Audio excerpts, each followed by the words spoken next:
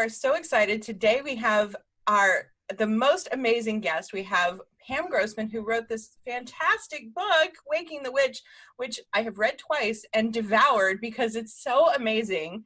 And I'm so honored to have you here to talk to our guests, to talk to the people who are part of our Witch Daily community. And I just want to, I have all these questions, but my very first question for you is, welcome. How are you finding the success of your book and people talking about it? Tell us a little bit how it's going for you.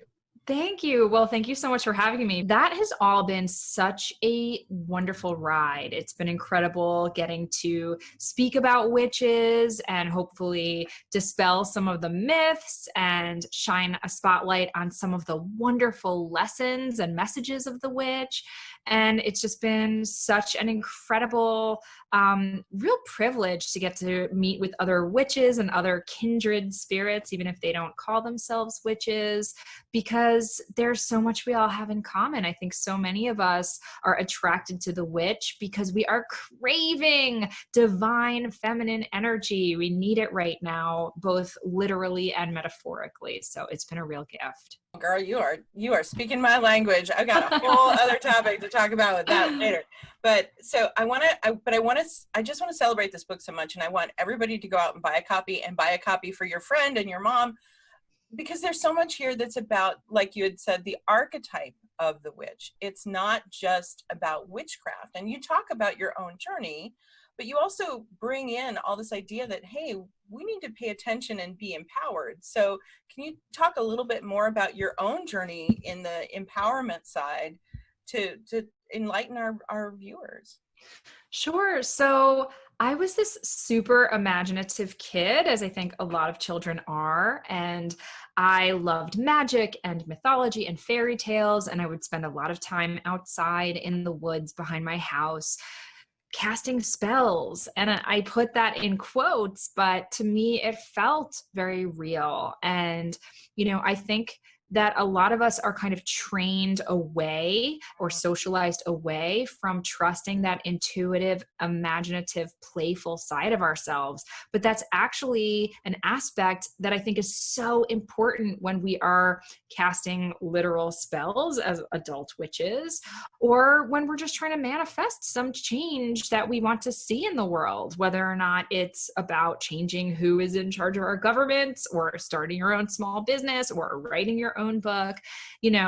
Being able to occupy that sense of imagination and that sense of really trusting your intuition and feeling in sync with some kind of spirit that's larger than yourself, I think is a skill that benefits all of us.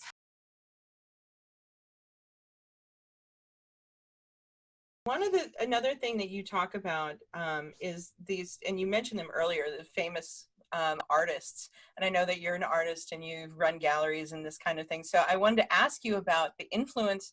You talked about creativity earlier. Tell me about some of these artists that you were talking about in the book and the influence that they've had on you.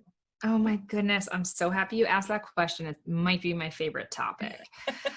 Because I really am interested in that space where art and magic overlap or even become the same thing. And there is a whole history of artists who have used magical techniques and magical symbolism in their work and have created beautiful works of art. And many of them have been women. And many of them, their art was kind of overlooked or discounted, first and foremost because they were women, but often because their art felt more spiritual and mystical and kind of what some might perceive as not as serious, by academic or institutional standards. I mean, my two favorite artists are artists that I've loved since I was a teenager, whom some people might have heard of. This is Remedios Varo and Leonora Carrington, who I think I mentioned earlier, two surrealist painters, both European expats who, with the outbreak of World War II, moved to Mexico City to seek, refugee status, essentially, amongst many, many other artists. And they met there and they became best friends, and they studied tarot and witchcraft and went to the local witchcraft markets and, just did a whole heap of reading on esoterica and infused their paintings with all of this spiritual content. And their paintings are so beautiful. They both also wrote, and they did all kinds of collaborations together. So they're certainly two of my favorites. There's an artist named Hilma af Klint, who many people might have heard of by now because she just had a huge retrospective of her work at the Guggenheim a couple years ago, and it was their most attended exhibition in all of their history. And what's amazing about her is she was creating abstract artwork before people like Kandinsky, who often gets the credit for being the father of abstract art. Well, Hilma af Klint was doing seances, and she was getting these incredible messages and visions from her spirit guides, and then kind of translating those messages into these visual works of art. And so not only was she doing abstract work before the canonical father of abstract art, she was also very, very, well, I was going to say openly, but that's actually kind of a moot point, because she didn't want anyone to see these works until I think it was 20 years after her death. And it actually took much, much longer for people to actually give her the credit and start looking at this work. But, she was certainly doing these huge, grand pieces. These pieces are giant if you have the privilege of seeing them in person. It's not like she was secretly drawing them in a notebook. These are giant works of art that she envisioned, occupying what she thought would be this spiral temple that you would, be kind of led through this abstract kind of story of the transcendence of the human spirit and the evolution of the human spirit. And isn't that amazing? Because those of you who know the Guggenheim know that it is in a spiral. So, she's working in the 19th century. Did she have some vision of this, perhaps? How incredible if that's to be true. And maybe we could argue for that.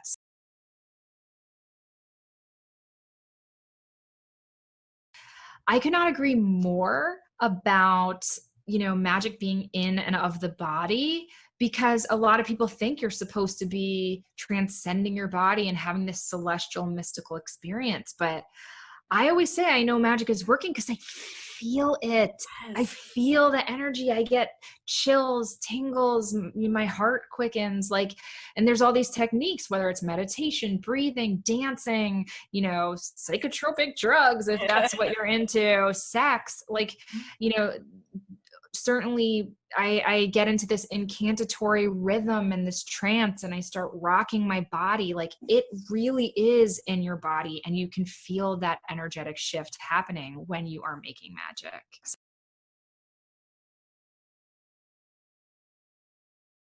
Really struck me that this is the binary that women, especially, and certainly witchy women and witches, have had to traverse for centuries. This idea that, we're wicked, but we have to apologize for it, but we have to explain that, no, we're not really wicked, but actually, we're constantly trying to, I think, water down our power. And of course, the Wicked Witch, as I write in the first chapter, she's a homicidal maniac. She's not someone whose behavior I would condone. But what's beautiful about that performance is she's laughing her ass off. She is having a ball. She has desire. She wants those shoes. She's relishing in being this powerful, extreme, expressive woman. The fact that she also, many years after the role, has to explain to people no, she's just this little nice old lady. Don't worry about me. There's something sad about that too, something bittersweet. So in that chapter, I'm trying to kind of explore all of that different nuance about what it means to be a complicated woman. And that clip really brought it home for me. Pam Grossman, thank you so much for being part of our Witch Daily community. I'm so thrilled to have you do an interview for us. We're going to have some of your work in our Halloween countdown, and we're also going to have a special. This was so fantastic. I can't not share the whole thing with all of our viewers and on Facebook and on our channel and everything. So thank you, thank you, thank you. Please keep writing. We need your work, and I hope you'll come back and talk to us again. Thank you so much. This was such a ball and a great honor. Thank you. Thank you.